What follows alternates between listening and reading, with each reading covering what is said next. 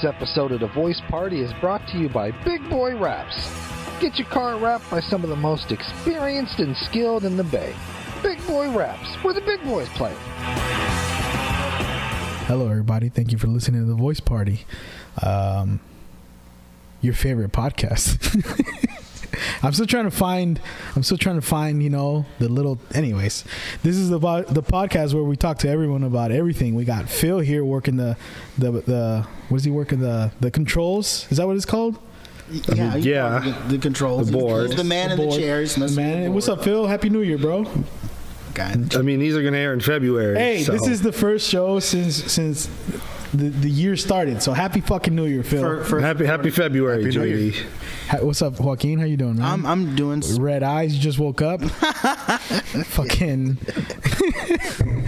I'm all right. You all right? Yeah. Happy New Year to you too, bro. Happy New Year too. Forget what he just said. I mean, look, everybody knows that like we record in bulk. I think now. So. Exactly. We can't fucking hide this shit no more. Phil. I mean, it's not fucking. Unless it's not a sitcom. God damn it. Episode that does need to happen like per Valentine's Day. We got to pretend it's Valentine's. Everybody knows Tobey Maguire was in that shit. All right. We gotta fucking just... We're not gonna talk about that now, but okay. We got a very special guest. This dude, I'm gonna introduce you. All right, let me introduce you. It's okay. I've known him since high school. Like I think sophomore year. I thought you were older because you were wiser than everybody. I stay quiet. You're our age, but I thought he was like a senior when I was a sophomore. He's an older guy. He's hangs out by himself. He's like a kung fu master / botanist. That's what we knew him for back then. In fucking high school. And the first time I heard about him through one of my friends, it was like, hey, you know that guy Jessie? I'm like, yeah. He's that's the guy, man. He could get you shrooms. I'm like, what? Someone in the school can get us shrooms? Like, that's the guy you go to if you want LSD. Everything, man. That guy can get you all that shit. That was my first impression of this dude. And now he's the sage that could get you. He's like a curandero of the school. It's the modern day shaman. Yeah. Make some. Please give it up for my good friend Jessie. What's your last name again? Jessie Alberto. I knew your last name. I'm just. How you doing, bro? Good, man. I feel good. I feel good. Is that because of something you took, or are you just feeling good today? Well, I took a very long scenic drive here. I took San Pablo Dam, Alhambra Road up to. You took that road. Yeah, up here, going on the curves. Nice. And I'm like, hopefully I don't fall off the cliff because I'm looking at the oak trees and looking for mushrooms at the base of the trees. That's the reason I took the long way. Is that what you do? Yeah, I heard about that. You do that, yes. Yeah, so that's what I do. What kind of mushrooms? I know it's not just the psychedelic ones, yeah, the right? psychedelic ones I try not to go for because they're really hard to find. And if you're trying to share mushrooms with family and friends, give them the edible ones that are healthy for you and won't potentially poison you and make you sick and hallucinate too hard. So I go for oyster mushrooms. They're very common. They're very easy to find on oak trees as well as. Is that where they grow? On oak trees. And so a lot of the easy to spot mushrooms are around oak trees, oak leaf bedding. You can also find lion's mane. Lion's mane is cool. It looks like a mushroom that looks like upside icicles, white icicles. Is that the one that it has a lot of benefits to the body? Yeah, so that one's really good for. They sell them in powdered pills for your memory. Especially if you're like a hardcore pot user. You lose your memory and just take some lion's mane pills, and that might balance you out depending on how much you smoke. No, but other than that, I also do chanterelles. I've found chanterelles before. What's that? Chanterelles are kind of a rare mushroom to find on your own. You can really find them at a store. Usually they go about $20 to $30 a pound. Oh shit! And so they're pricey because they're really hard to grow in warehouses or like commercially, and so you can only find them wild, and you have to know somebody that's collects them legally and sells them to a store or a restaurant. And I know people that basically that used to or still do, I don't know, that will poach chanterelle mushrooms and then go to fancy restaurants and sell them and make a quick buck. And just, is it like what are those called, the Damn, I'm trying to think of truffles. Well, truffles are also another mushroom that's something separate. And Those are mushrooms. Those are mushrooms too. Yeah, and they look like truffles look like big marbles that look like ugly. They look like brands. turds. They look like turds. Like turds. Yeah, like white and black and like weird different colors too. And truffles are interesting because there's a point in time when some vineyards in Napa were actually getting rid of their vineyards and grapes because of the drought and everything else. And they were replacing them with oak trees and trying to introduce truffles in their vineyards, or instead of vineyards having oak farm, I guess. So oaks kind of like a lot of mushrooms grow around oaks. Yeah, is that what is that what it sounds and like? oaks is a really it's like a really good tree host for edible and easy to find mushrooms. But interestingly, also there's something called sudden oak death, which has been happening for maybe at least 10 years or more. And it's interesting because there's this other tree called bay laurel. The typical bay, the kind of bay that you add to your spaghetti. There's a native version that's a lot stronger, more stronger scented. But apparently the bay laurel is a tree that hosts this what is it?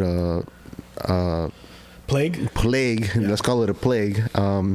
And then it shares it with the oak trees, and then that's what's killing the oak trees, even though they both grow together. Now you said the bay laurel is native as well. Native as well, and you can harvest bay nuts, and that's what the Ohlone people back then used to collect, bay nuts. They're very bitter. You can eat them, but you have to soak them. Then you can to get rid of the bitterness and cook them multiple times. And then let them dry out. You can smash them and make a bay flour, which is how they would make their like bay masa. Oh wow! So that's what that's something that the Ohlone people did. Now you mentioned that the death of the oak death is a recent phenomenon. Why is it? Any theories as to why it just now started happening? Well, I wouldn't say it's recent. It's definitely. It didn't happen back then. In our time. It's new in our times for sure. And there's lots of theories. I like to blame dog walkers. Just really? kidding. I blame dog walkers for a lot of things. And I own a dog, and I don't walk them, so I don't. I don't walk. You're doing your part. Yeah, I'm doing my part. But I say dog walkers or any interestingly, if you're irresponsible dog walkers. Irresponsible dog walkers. Who don't pick up after the dog shit, right? Exactly. Especially the ones that don't pick up after the dog shit, and like people that are not sticking onto the trails. And so one thing, what human impact is really big, right? We have a big, we set a big footprint, not just in carbon emissions and all that good stuff, but like environmentally trying to keep a park sustainable or environmentally, free of pathogens. Oh yeah, when we went into quarantine, the dolphins came back to Venice or something like that, right? So the impact is yeah. And it's interesting because we have parks throughout the East Bay, and if you start finding those bootleg trails throughout the parks, and then what you start finding there is weeds, like invasive thistle, invasive grasses, and so with that, as you're walking, you're tracking mud, you're tracking dust on your shoes, your pants, whatever, because you're walking your dog through a forest and you want to feel all good. And so you're also mushrooms are spread through spores, dust, mold, how in your house is spread through the air. When it rains, the raindrops collect the mold spores in the air, bring it down. It gets stuck on your shoe, wet shoe, and you're spreading around. And so one of the reasons why even campsites they ask you to please buy local wood is that way you don't introduce dead, rotten wood from your neighborhood or other area and introduce an invasive spore or fungus or mushroom. And so it's been harder to find edible mushrooms, oysters, chanterelles, morels, lion's mane, and others, just because we as people, kids climbing up trees, bam, they're like getting everything dirty, or somebody got their dog, somebody stepped on dog shit, and then now they're like, let me use this tree to like wipe my dog shit that has fungus, other things that can hurt coyotes or deer or whatever, spread disease. Oh, my dog's okay, doesn't need my dog's an anti-vax dog, so it doesn't even have any of its it's spreading parvo everywhere. Parvo to the coyotes and shit. Yeah. So I mean, so that's again human impact is definitely the main cause, and I will always say that humans are the biggest weed for planet Earth and for even ourselves, because there's some people that we don't want to be with. We're like, God damn, you're like a weed. I'm trying to get rid of you. You keep calling me back. Spray them with weed killer. Yeah. One would think that the dog poop would be good for plants as fertilizer, but again, it's like it's true. You would think like even human poop, right? Let's talk about human poop. Depending what we eat is what comes out, right? Yeah. And so you're like, man, I bet vegans or vegetarians or like really free range people must have the most beautiful poop ever, because they're not eating Doritos and like sipping on corn syrup and all that weird preservatives and all the all that good stuff. So even dogs, it's processed food. And interestingly, talk about dog food's made out of lamb, great, or fish, and it's all comes from the byproduct of let's say salmon harvesting, where do all the bones go, the guts, all the leftovers, made out of beef. You get all the instead of putting it in ground beef, let's get the downgraded beef and let's ground it up and put in dog food. Or what's leftovers too, right? Yeah, it's all the leftovers. Of all. So and then let's just pump it with vitamins, and then your dog's like, oh yeah, shitting and pissing vitamin juice everywhere, and hopefully the rabbit that's foraging on the grasses doesn't start becoming buff and like all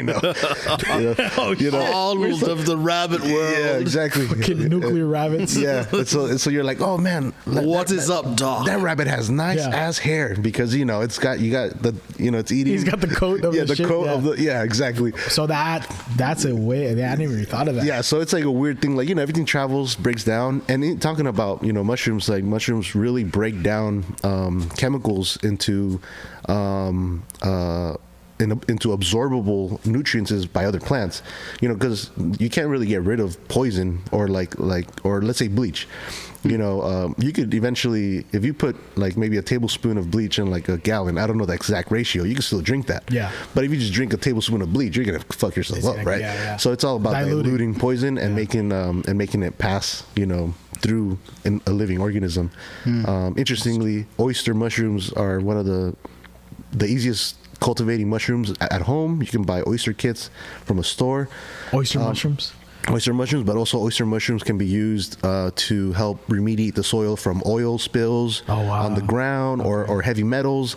Like a place like Richmond, that was or kind of is still an industrial city, and they've even made oyster booms, water booms, so that if there was an oil spill on a lake or some kind of body of water, let's say San Pablo Bay or whatever, these booms can go around the oil and absorb that oil, and then the mushroom oyster would break down the oil so that it can be absorbed by other plants.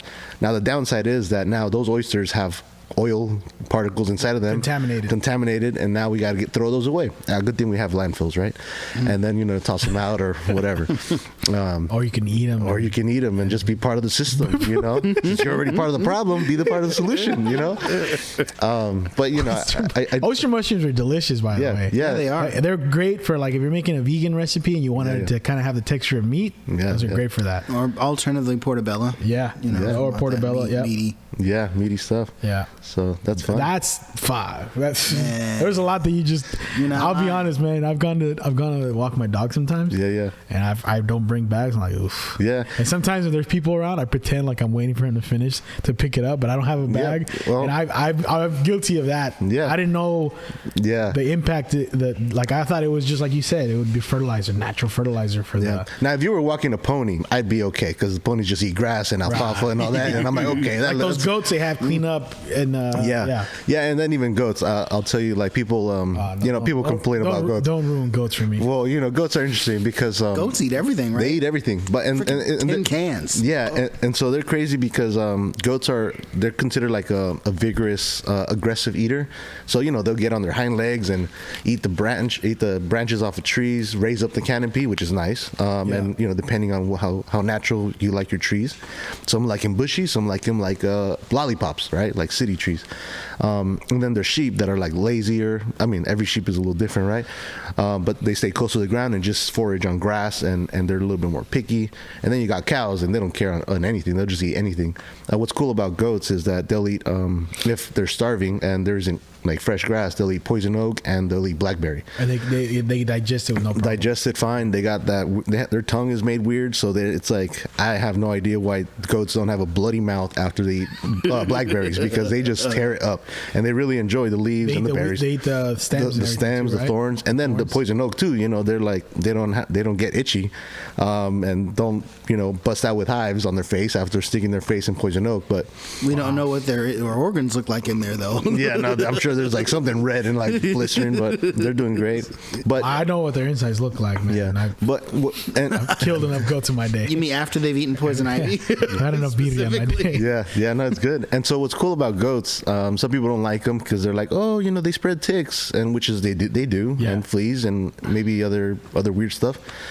But it's like, again, I'm like, well, your dog is just running everywhere, spreading weeds and fleas and dog shit, and you're wasting, plastic bags, like you're consuming plastic bags because you're picking up. Just next pick it time, up with your hand. Pick it up with your hand or a paper bag. How about that? Take a lunch bag, but or reusable plastic bag and wash it with your clothes. Just kidding. But the thing about goats is that they got hooves. They step on plants, on weeds, and you said people don't like that. Well, there's some people. There's 50-50. There's people that don't like goats, and there's people that do love goats.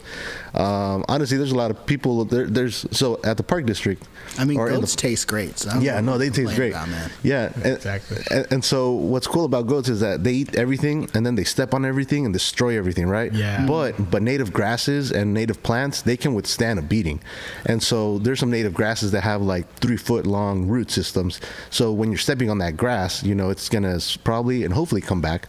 Again, there's different kinds of cattle and land management, right, that you need to be conscious of. But if you rotate your goats properly and have them graze a certain area properly, you will have a higher yield of wildflowers and grasses and actually take care of the natives and suppress the weeds that people bring, as regular walkers or dog walkers. Or I'm not shitting on dog walkers, but I just like to shit on dog walkers because dogs are easy to complain about. Right. And I say that too because then we get birders that want to watch the birds. Oh, look at that heron eating a gopher. Oh, that's beautiful. Don't you love life? Yeah, death. but then there's a dog running like, oh, let me chase that bird. And now the birder's like all mad and depressed, because it lost its perfect shot of a beautiful heron, right? And then you get like the joggers trying to run and like, oh no, there's a dog in my way, excuse me, and then they gotta stop and press stop and pause on their timer, and now their timer's all set up, so now the jogger's mad at the dog again. So what I'm getting from this is dogs are the problem. Well, everyone buy cats. Well, that's probably even worse. Cats, right? Well, no one walks their cats. No, I'm saying, but like they are in the parks too. Yeah, they're in the parks, true. and interestingly, cats are I would say that they're kind of a nuisance as well as dogs, but that's because we do have there's native rats, native rodents out in the parks, like gophers and stuff. Gophers. There's like some there's a moles. there's moles. There's like just the harvest, the field mice, right? Field mice and stuff, and they're native and all that. So if a cat goes and plays with mice, it's kind of taking the food away from predators like hawks and falcons and panthers. Yeah. So cats are also a problem. Lions, huh? Yeah, mountain lions. Is there mountain lions out in this area? Like, well, there is Berkeley and Grizzly Peak. More towards like inner of East Bay Hills. Yeah. But yes, there's definitely mountain lion sightings and coyotes, and so anytime we see that, we praise them because it's like, cool, people will be scared and stay home or leash their dog or stay on the trail somewhere visible, and I will emphasize a lot in just sticking to the trails, because when people also get hurt, let's say you see a mountain lion. Oh man, where'd you see the mountain lion? I was on that trail that went around the corner of a tree and I made a left here, and so you weren't on the trail, you were out outside the trail, offside trail actually, bushwhacking your way through the forest, and oh great, cool. cool. Now you just disturbed its home, and if you were to fall, That's why you saw it. Yeah, that's why you saw it. And also, if you were to like run for your life and sprain your ankle, help! I'm at a park. Which off the trail? Yeah, good luck. We're gonna try to find you, and hopefully, that's how people get lost and not be able to be found, right? Yeah. But yeah. So all this shit. So it's like it's weird. It's something simple like stay on the trail. Okay, get off the trail at your own risk. After that, you lose reception or whatever. Nobody can come for help. And I imagine it happens a lot because, like, I want to go off the trail. Yeah. All that fucking I want to adventure. explore nature. That explore. Yeah. Not bullshit, but you know what I'm saying? Like, and we always a lot want of to feel like we're conquering something. anytime you go somewhere like a park or a hike, you see trash. Yeah, that too. Yeah. That's like, okay, people have been here, like, who knows? I mean, I when I go somewhere, I try not to leave trash. I usually don't come with anything unless I go to the park to barbecue. Mm-hmm. But it sucks when you go like off the trail and you see trash. Yeah. And I'm not saying I go off the trail a lot, all right? But I have done it myself. Yeah. Nothing sadder And peeing on off trail. than I've done it running all. across an empty box of Oreos Exactly. on a park trail. Yeah. Like there's a Native American cry. Remember that commercial? Yeah, the Native American You're crying. Yes. Yeah. He's doing We replaced that right with now. Jessie crying, Oh man, I stopped. crying. or he's like this. I just look the other way. I'm like, And so interesting, when I see a certain amount of trash, so I won't pick it up. After I see it maybe the fifth time, I pick it up. Okay. And why do I do that? I do that on purpose because then people will also assume, he's gonna pick it up. Yeah, I am eventually. Not in your eyes, though. Yeah, not in your eyes because I don't. I got other stuff to do. To maintain the park and got bathrooms to clean. Same with bathrooms. Like sometimes you go to the bathroom, you're like, man, they're fucked up. Somebody blew it up. I'm like, yeah, they did. I'll come back for it later, because it just takes one person or two. Because sometimes there's two people in the bathroom at the same time and doing weird things. So yes, so sometimes it could take a lot to ruin a bathroom. But I'm like, I want to show an example of what we kind of go through. I can't make it easy. No. You're not a maid. Yeah, exactly. People gotta. We're supposed to take care of the shit ourselves. Yeah, like exactly. you should be there to clear out a tree if it falls on the trail. Yeah. And you're not. Yeah. You're not. Like I'm not your mom here. Like that's how I see. Yeah.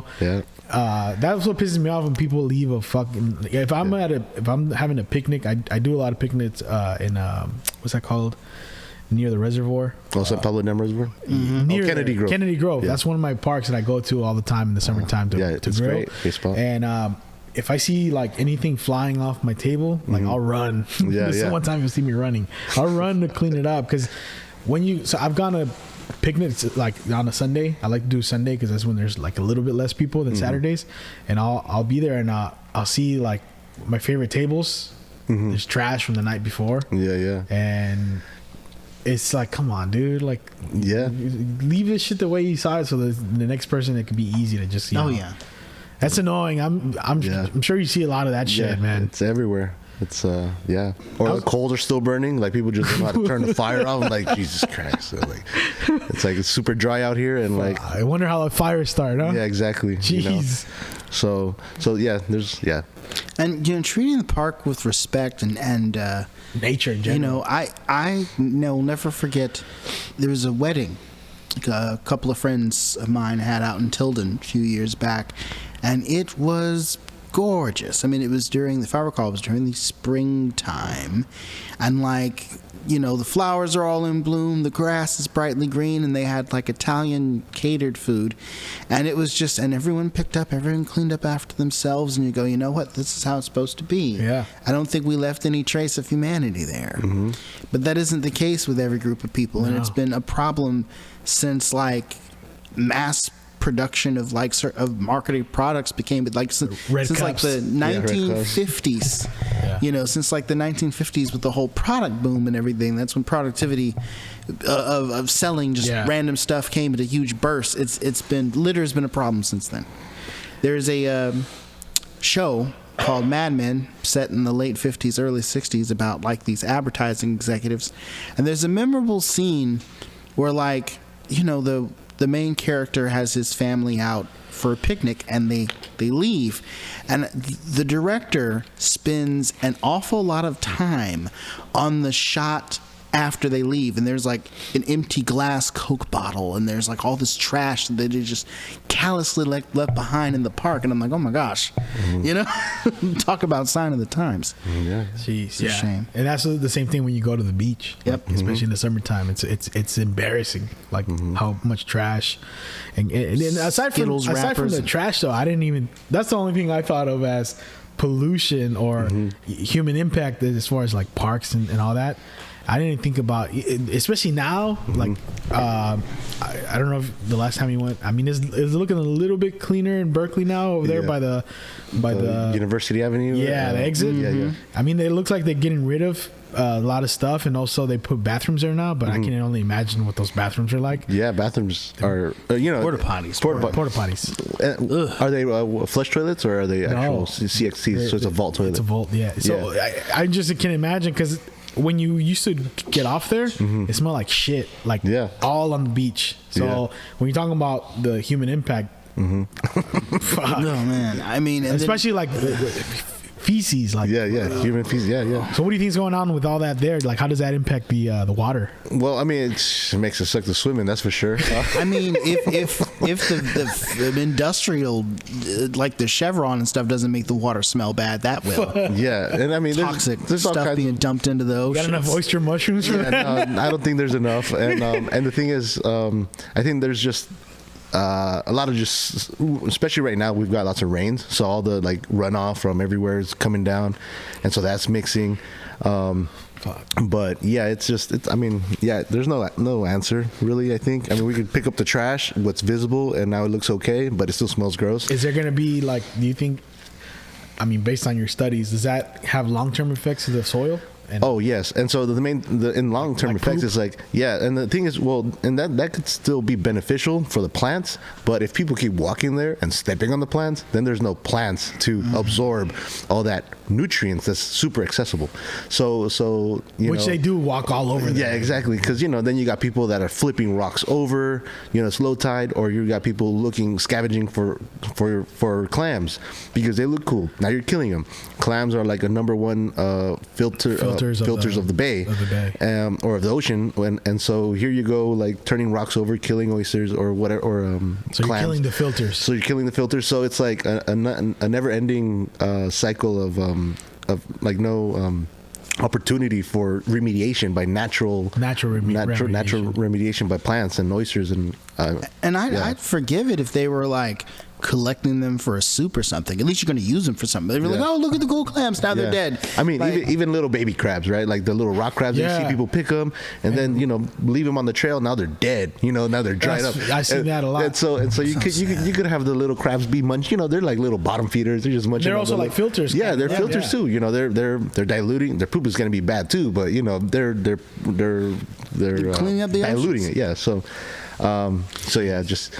You know what? I'm actually kind of, the last 20 years, I've been really, really horrified with the way that like people have been so callous about like the way that they treat the environment. It's like, look, I don't know about everybody else, but there was a little cartoon when I was a kid called Captain Planet and the Planeteers, and I'm like, did nobody watch this shit?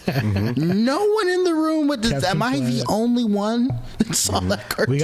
We got Senor Planet here. Yeah, Senor Planet. Senor Planet. That's true. That taught us. That's how I learned about why recycling is important. Why taking care of nature is important. An evil guy spills oil, then they call it Captain Planet to put hands on him. Pretty much. Oh my gosh! Like we need of all the reboots that they've been doing for animated shows and movies, we need a Captain. We desperately need a Captain America, especially Captain nowadays, Planet man. Reboot. Oh my gosh! I was gonna. You mentioned something that I was interested about what the Ohlonies used to eat. Yeah. You mentioned it, but I kind of got off topic, and I don't know that much about the Ohlone other than that they used to fish a lot. Yeah, so they used to fish because now there's no more fish. Now there's less fish now, but. I know a little bit about the Ohlone, just because the East Bay Hills, East Bay Parks, that was their home, right? That was their home, yeah. There's lots of oak trees. There's lots of bay laurel.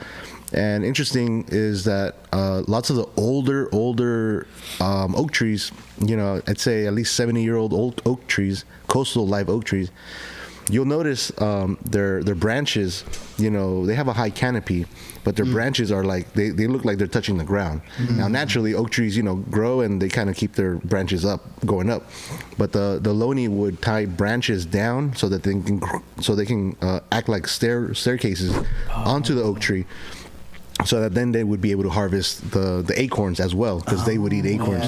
And we could still eat acorns if we wanted to, but you know, nobody likes the long process of like Grinding them. Yeah, you know, Soaking them and grinding them. So you can make masa out of them. Also from oak acorns, and so that's what they did, and that's the only reason I knew about Ohlone, because if you go around creeks, you know, there's boulders, and then you got the indentations that look like mortars, and that's where they would ground, you know, on the creeks, along the creeks, because there's the fresh water. They got the boulders to use as mortars, and like that Alvarado. Yeah, Alvarado, Wildcat, Tilden. There's lots of there's a couple spots that you can see, and some of them are not really publicly put out there, because what happens when you put it in the public, you know, people just start looking and like, oh, let me start grinding my own thing. Let me see, you know, and then they start ruining everything. As usual. If there's something beautiful, don't show other humans. It becomes a tourist attraction, especially in modern times. You know, like the secret beach on Instagram, and then it's like, oh, I want to go there too. Well, I just saw that they found a secret pool, like deep in some cave. Yeah. I don't know if you saw about that. No, I'm pretty sure that shit has graffiti. I'm sure. Yeah, it's like I was here too. Yeah, and it's not even any good. Yeah, like I'd be fine if it was like tag. Space Invader level artistic. And not that I minded, but it's just like Ty was here. What? Yeah. That's But waste to paint. Have you ever gotten sick from eating a mushroom you found that like? No, because I'm gonna ask you about mushrooms. Yeah. After the rain, the first time, like one of the first rains we had, like after one of those big storms, in my backyard, I see a hell of mushrooms that look like fucking angel death caps, the white ones. Is that what they're called? Yeah, they're most likely. They're big though. They look like portobellos. Yeah, they're big and they're white, and they have like, they're very common. And if they you look eat them, like you die. Flat, like saucers. Yeah, like a flat. And I was like, wow, these look like portobellos. And I just thought in my head, I wonder what they taste like. I'm so glad you didn't try any of those. I was thinking of like, I'm not saying I would have done it, but I mean, if I was gonna hit someone up before I put this in my mouth, I would have been like, I'm gonna hit up Jessie. Well, one thing to do also is like when you see a mushroom and you're noticing it everywhere, and it's like, why is it everywhere? And it's because almost like a weed, it's like you can see weeds everywhere, not really nice flowers. So if you notice in the immediate area is rich of a certain mushroom, it's like, maybe I hit the jackpot, but why is everybody like walking past it? Why is this not the hot spot? Yeah. If it's why are the animals not touching it? Yeah, why the animals not touching it, or the foragers that are not touching it? And so it's also like because if people know, some people are really out there looking for mushrooms, they're edible, and if they walk by it, they're gonna not leave it. They're gonna leave it behind. So you kind of got to use all the surrounding why no one's touching factors. Yeah. And no bugs, no animals biting, you know. Kind of like when you leave a processed meal out and you see no flies go over it. Exactly. You know, Big Mac right there. Maybe they might eat the lettuce, but there's certain foods that will last forever. That's true. I didn't think of that. They'll leave some fries on the table and the seagulls will eat it, but it's gonna last there for a minute. Another thing I noticed about where those mushrooms are growing, because there's a lot of them, it's where my dog poops. Yeah, and it's interesting because so mushrooms are the number one organism that breaks down carbon, wood, and so breaks down carbon. Yeah, more than any other. Well, it's the main one, and I believe it might be the only one. I mean, there's like termites, right? Termites eat wood and then they process it. Yeah. Or there's other like mealworms, like other worms and larvae, that do that. But mushrooms are crazy because they send out a root system that's called mycelium, which is all the white stuff that if you take bark off or pick up mulch, you'll see like white hairs, white roots. That's mycelium. And so all that is basically like rotting. It's the wood is absorbed with moisture after the rains, or in a damp area, and then the mycelium can just like water, I guess, travel through the core of the fiber of wood, of carbon, and just break it down and absorb the nutrients, and then it becomes softwood. And so sometimes the mycelium, the roots of the mushroom, have to do that in order for other animals to eat the wood as well. And it makes it easier for the wood to break down and decay and become, basically fertilizer for the next living organism that grows there. So it carries fertilizer for other things. Yeah, and so what's interesting about mushrooms too is they can exchange nutrients from one place to another. So kind of like a BART system, it moves nutrients from one location to another in order for it to benefit as a one organism.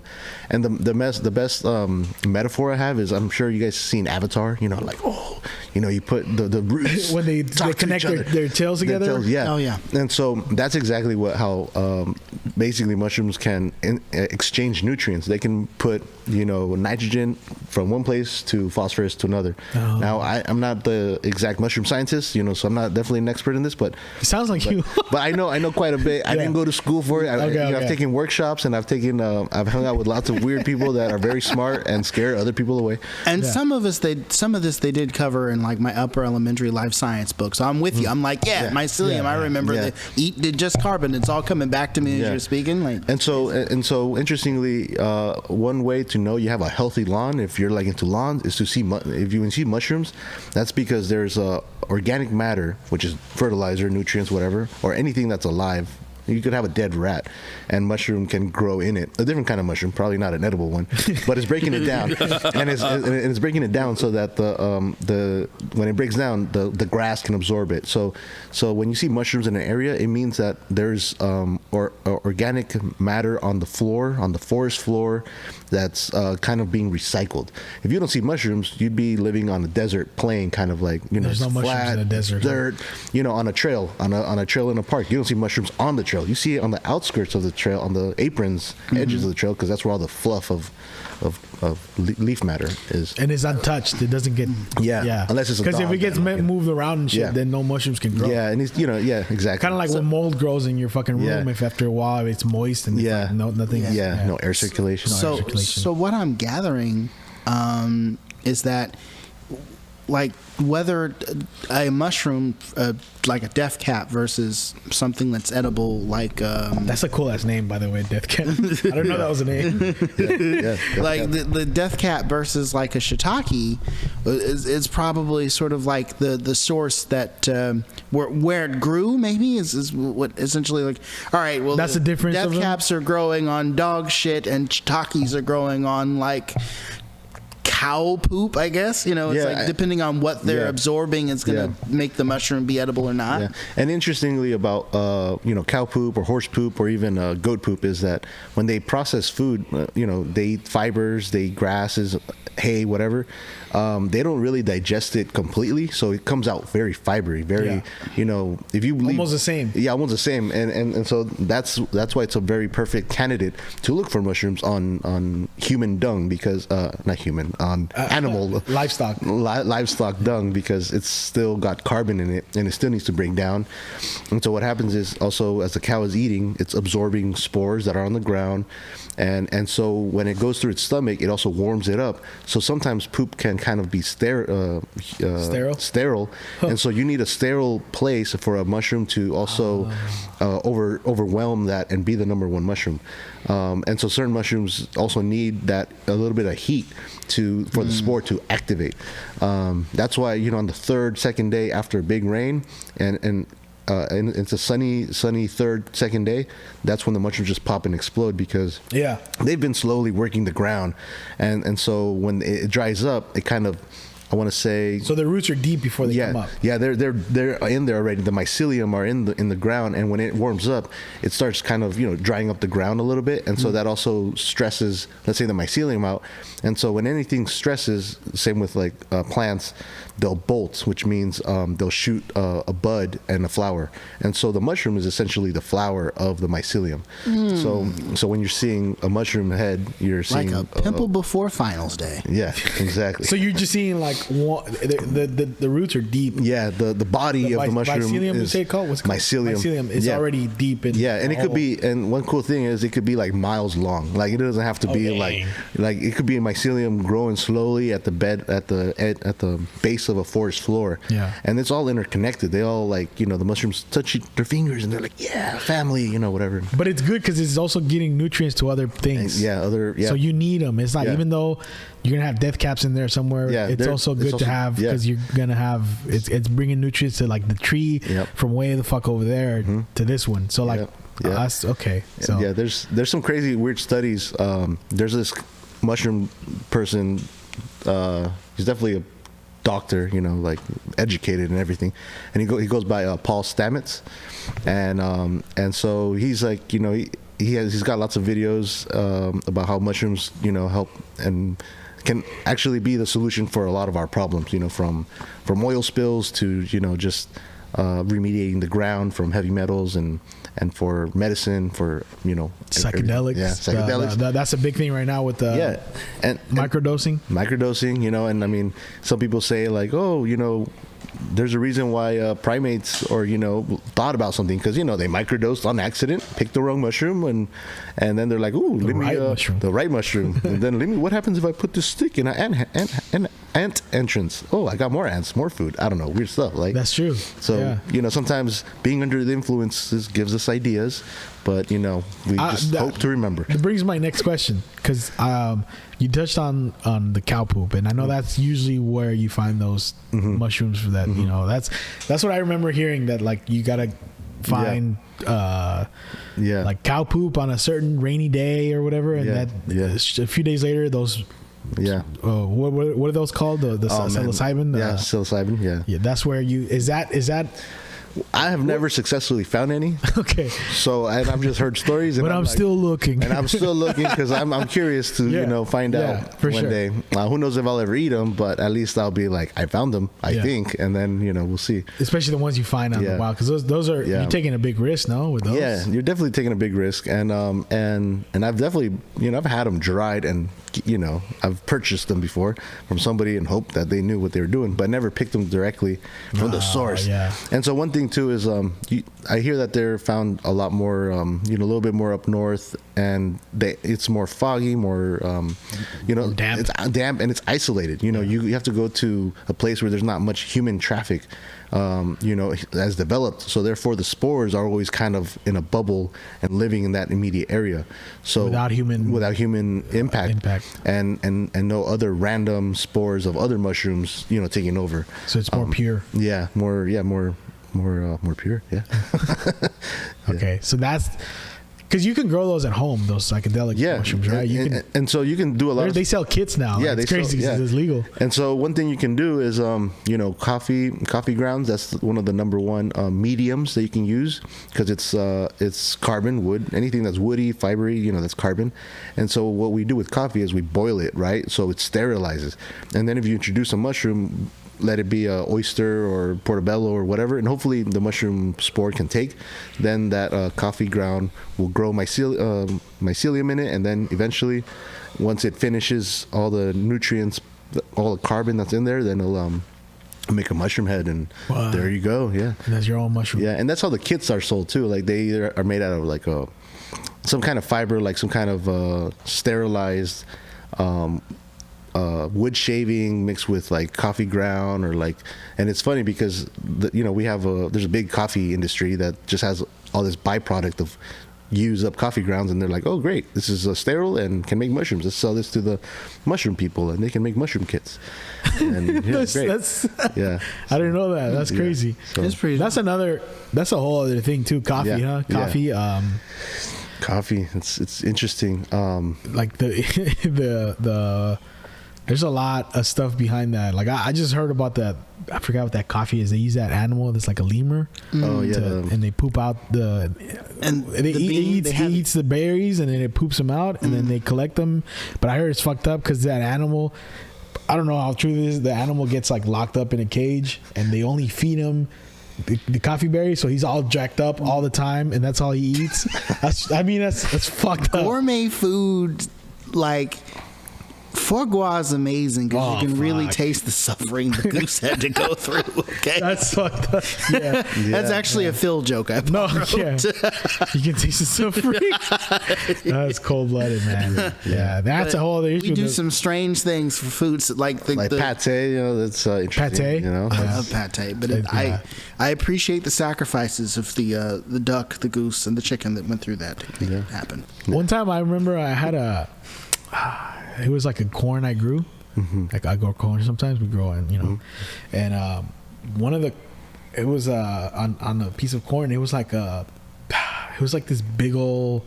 It looked like a big ass moldy corn coming out of it. And I sent you a picture. Like, what is this, man? Yeah, it's. Isn't that something people use that for? I've eaten it. I'll eat it. You eat it? You give it to me. You can eat it? What is it? Yeah, it's called. I'm trying to remember. Use that brain. Yeah, so it's a mold. It's mold on the corn, And it's like a mushroom, right? Yeah, and it is a mushroom. Mold is a mushroom, or it's called a fungus. Because mushroom is a mushroom head. Yeah. Portobello is a mushroom. So this is a mold. It's a fungus, and it only grows on corn. I'm sure there's other molds that grow on corn as well, but this is an edible one, and it tastes corny. But it's good, and it's just got some weird texture. Snut, corn snut. Well, no, corn snut is something else, and that's another thing too. That there's a corn that makes about it collects nitrogen from the air and can collect about 75% of nitrogen for itself from the air, which is crazy because that just shits on the fertilizer industry, because you're like, let me sell you fertilizer because you need to feed your plants to grow, and then it's like, oh wait, your plant does it by itself. I'm kind of gonna go out of business, right? Yeah. So somebody's trying to patent that, and this is what I had. Yeah, it's that's. They said it's called snut, but I don't know if that's maybe that's the English version. I'm trying to remember maybe that's the. That's what I had on my corn. It was like fungus growing out of it. Sorry. No, I'm trying to remember what it is. And that's edible, huh? Yeah. I thought it was like, honestly, if I would have known. Yeah. 'Cause I sent you a You tried it. No, I didn't. You would have if you. I would have gave it to him. Yeah, I would have. It looks too weird for me. Because if you told me it was edible, I'd have been like, let me see. All right. Yeah. It's. I mean, I would have tried it if he would have tried it with me. To me, I thought the corn went bad. Yeah, I would have thought that too, honestly. Yeah, no, it looks weird, and that's good. Hongo de maíz. Butter on there, and put on the grill, and Yeah. Yeah. So how do you eat that? Because it shows that the wild used to eat that. Yeah. Well, I mean, you could in that case, I would have maybe shaved off the corn off, like not shaved off, but cut it off like esquites kind of style. Yeah. And then maybe fry it, cooked it next to the steak or whatever, and in tacos, or so people. It's edible. Yeah. You're Or not people gonna get sick. Yeah. Or people make quesadillas out of it. So kind of like the flour for the squash. Squash. Yeah. Which is another thing that I don't know if you ever tried. Squash flour, it's fucking delicious. I've never tried squash flour. Yeah. Sounds good. So yeah, that kind of thing, is that like an accident that kind of happens, or is that natural? That's natural, and I mean it's very common in Mexico. So so it's what people, and interestingly, I think when that happens, the fungus is also making a protein, like it's also got some protein. So in a weird way, that corn that has just your regular carbohydrates and other some nutrients, it gains more nutrients by now introducing this. Now mold. you don't have to have the steak; you can just have your vegan. You can have now basically a vegan meal with that. Yeah, so it has a lot of protein. Yeah, so it adds to it. Yeah, so it's beneficial. Like Dang. That. So mushrooms, man. Another thing that I saw, you invited me to your house one time for a bonfire. Yeah. And you took me to his kitchen, and he had, was it kombucha you were growing? That's the first time I ever heard of kombucha. I didn't know what the fuck that was. It was a little bit before it got really got popular, hyped up and everything. Yeah, but that was like 2012, 2011. No, maybe like 2011. Yeah, 2011. Yeah, it's fun because you can even eat the mother, which is what you call it. The mother. It's a mushroom. The mushroom, but you know kombucha, right? You've had kombucha. I've shared kombucha with me. with you. I had no idea it was a fungal though. Yeah. And I thought it was like you could probably plant-based explain it better. Yeah. So I don't know. So it's definitely that fungus, that mushroom can Get also athlete stomach. Yeah, and it's weird because it's a yeast. It's a yeast. It's a yeast is living, and so that's why when you buy it, from a bottle, it's got a little fizz because it's working. It's farting. Lots of microorganisms just eating the sugar that it's making it into kind of alcohol, right? And well, that's a byproduct. Alcohol is a byproduct, okay. And as well as gas, the carbon. Yeah. And then people need probiotic foods now because we no longer digest well, and we're always constipated and all that good stuff. Yeah, because of all the junk we eat. Yeah, all the weird stuff. Yeah, not enough mushrooms in our diet. But That's true. but yeah, so it makes it has beneficial probiotics, and it's really easy to grow. You just have to remember to feed it some sugar, and give it some teas, brown teas or black teas. You feed it. Yeah, you got to feed it because as you're removing its juice, the kombucha, It needs more. It needs more, and the main thing, it needs sugar because that's what keeps the. Is that how they make it now though? Because some of that. Well, everything's now flavored and all different kinds of flavors. So there's always like a base. Yeah. And then from there you can add everything else to it. Because the one you let me try, one, it didn't have sugar. I remember, right? I try to cut my sugar down. Yeah, a lot, and it tasted like vinegary, like hella vinegary. I was like, God damn. Yeah. I was like, did this motherfucker make like Pruno, that prison beer? Like, and he's. And so there's some. If you give it enough sugar, the alcohol content can go up, but usually it's pretty low, and not enough to get a buzz off of. It's good for you. Yeah, but it's good for you. You're introducing those. Yeah, digestion, and so like one of your most important parts of your body is your intestine because that's absorbing nutrients that your body can't make or break down from food you eat. And then if you don't have a healthy gut, you're gonna definitely be suffering every day. Yeah. You know where. But everything else. Yeah. Everything else falls apart. That's what someone told me. The stomach's the most important part of your body because what you feed it. You could go a day with a headache, but once you get a stomach ache, you're fucked. It ruins your whole day, and that's true. I could live with a headache. Fucking stomach ache is no joke. Your first, it's really not. When you say when you fall in love, your first reaction comes from your stomach. Butterflies in your stomach, and then everywhere else, your stomach's like the So that's why I have a lot. That's why I have a lot of emotions, bro. So my stomach's huge. No, I'm just kidding. If you lost the weight, you'd be some callous asshole. Cold killer, just putting the silencer on the Walter PP7 you were saying about our disagreement. Pew, right in the eye. What are you We're getting closer to the end, and getting closer to an hour, but I wanna ask you more about there's a lot of parks out here in the area, and I've heard that in these East Bay parks, there's some. I asked someone this, I had on the podcast, but they didn't know, and I want to ask you. Do you know what the native, either grasses or plants that are native in here that are still here? Supposedly, there's some native plants that are only native to this area that aren't existing anywhere else in California and these East Bay parks. Is that true? That is true, and it's interesting because there's some grasses like blue-eyed grass or like is that in the water or is that actually like grass that's in it's actual grass okay. Like it's there's different grasses, there's hella grasses, and it's like I'm not gonna try to remember those names, but so interestingly, once I started working for the park district, I got into the grasses, and interestingly, grasses they're not a tree, they're a grass, right?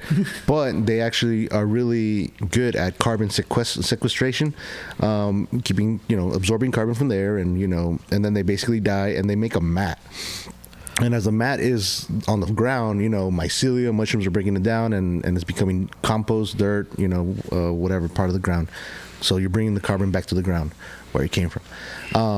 But your question is, there's two parks, Huckleberry Park out in the East Bay, hills by Skyline, has a very diverse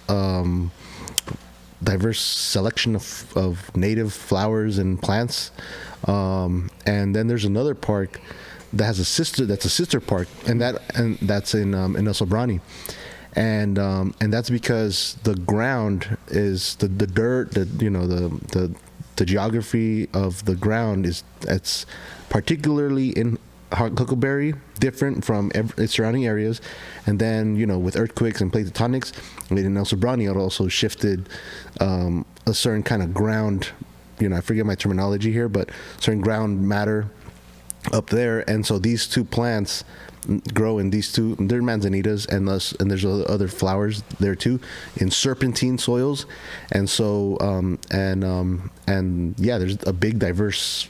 What were the two parks? There's I think it's called like El Sobrani Ridge or something like that. Okay. A Manzanita Bridge, and then there's Huckleberry Park. That's in Oakland, right? Yeah, that's in Oakland. Yeah. And so when you go there, you have an interesting amount of diversity there.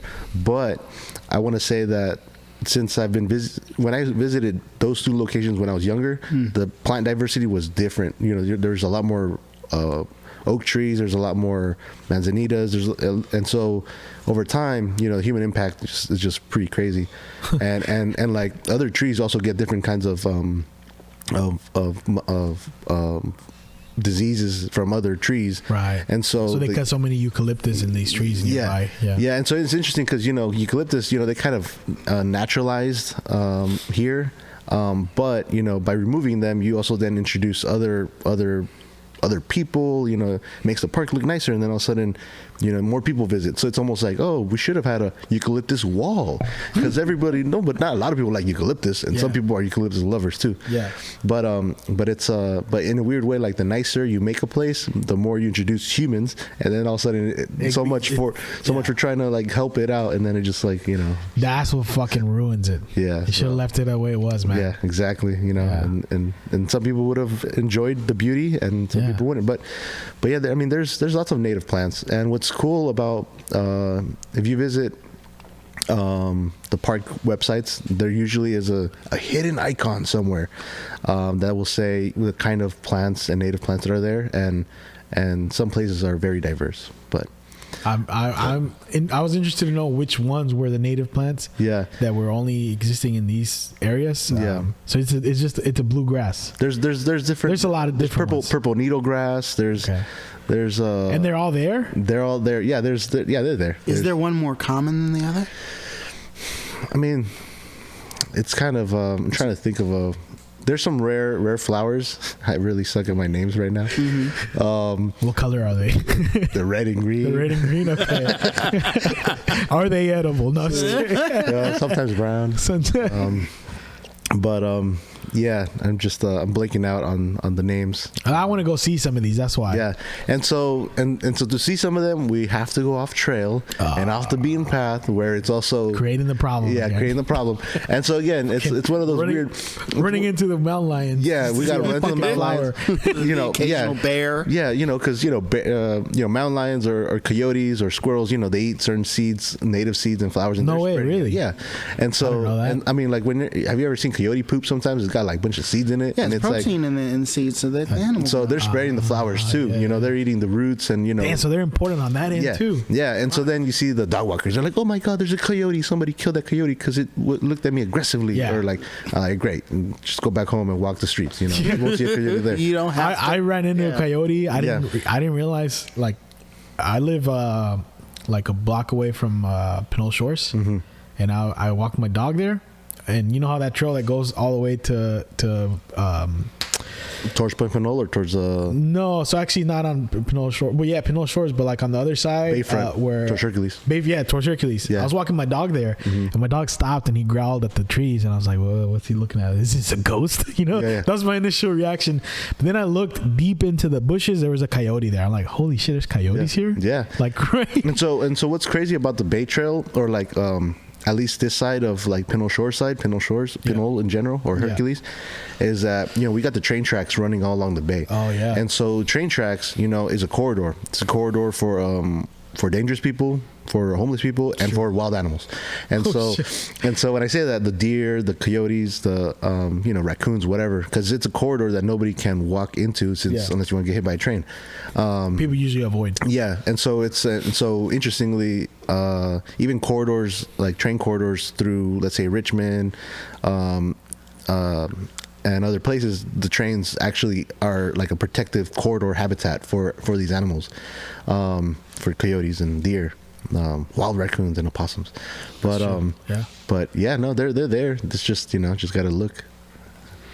I think we need a follow-up episode with this guy. This has been the most engaging conversation that I've had about the carbon cycle. For real. Since I was a kiddo. So carbon could be, you talking about, wow, I was confused, like carbon dioxide or carbon. We're talking about carbon. Yeah. So mushrooms are a big can be a big fucking tool, like for like even the global warming and shit. Huh? Yeah. Well, I mean, they're part of a solution. Part of the solution. But I wouldn't. Just a small. Yeah, it's a small. Everybody's got to do their part. Yeah. Everybody's got to have oyster mushrooms in their house, or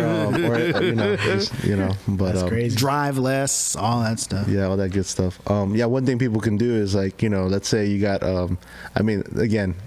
I tell friends that if you wanted to have edible mushrooms around your household, you know, instead of throwing away the scraps of your mushrooms, just throw them in your backyard.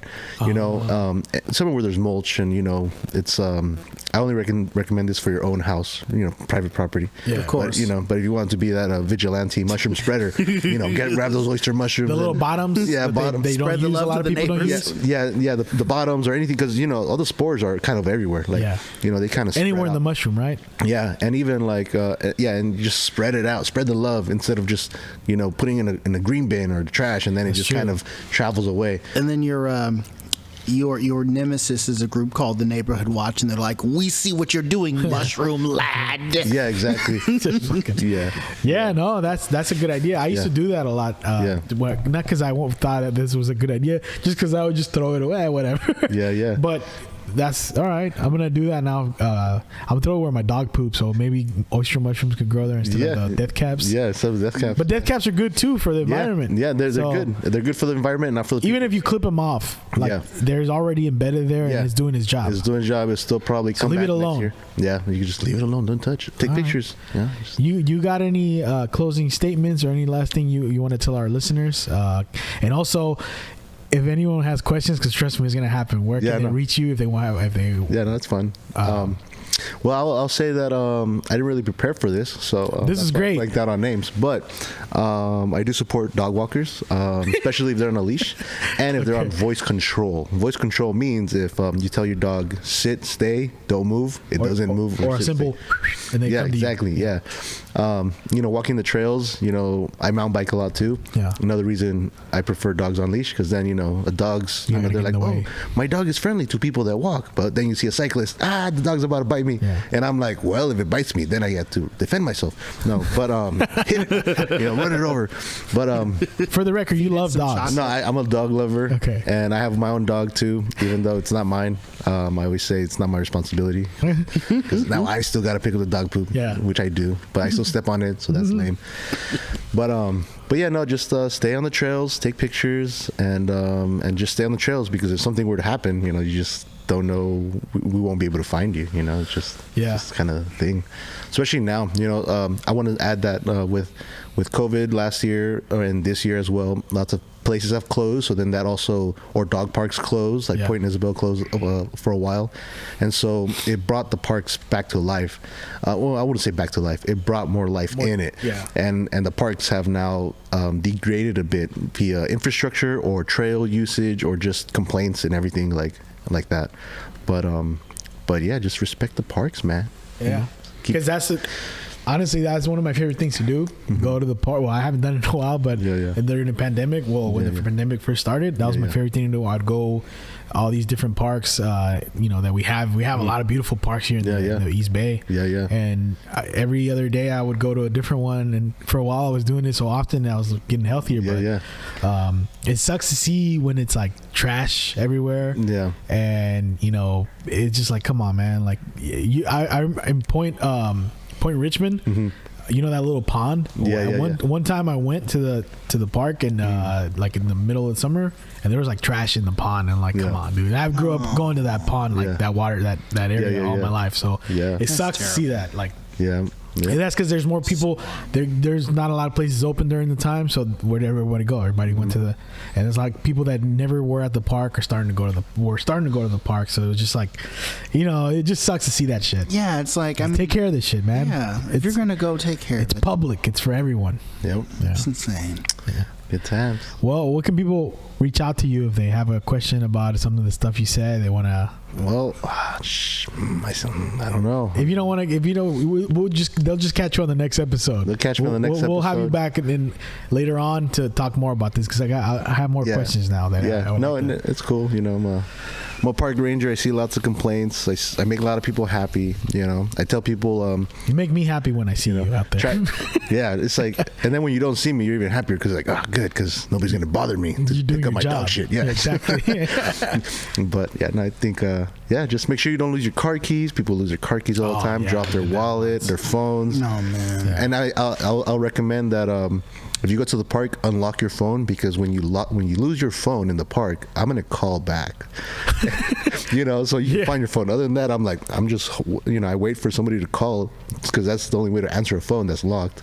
And then it's like, oh, where are you? I'm at home now, you know. It's like, but I was just so you know, the phone is at the park. But can I pick it up now? I'm taking care of my kids, man. Yeah, Leave me alone. I go back in the next 3 days. So, right. But anyway, just that's been a great episode, man. Thank you again for coming by. Yeah, and we just hope people start taking care of just being responsible. Yeah, goddammit. Be responsible, man. Yeah, good.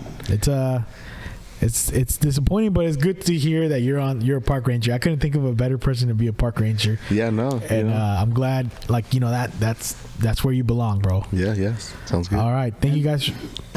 I just got to say one last thing, and remember, for those of you who are to echo your sentiment, if you really think that there's nothing you can do to keep the environment clean, as a very wise green-haired being once said, the power is yours. Nice. That's been the Voice Party. Thank you guys for listening. We're out. All right. That's a wrap, bro. Cool.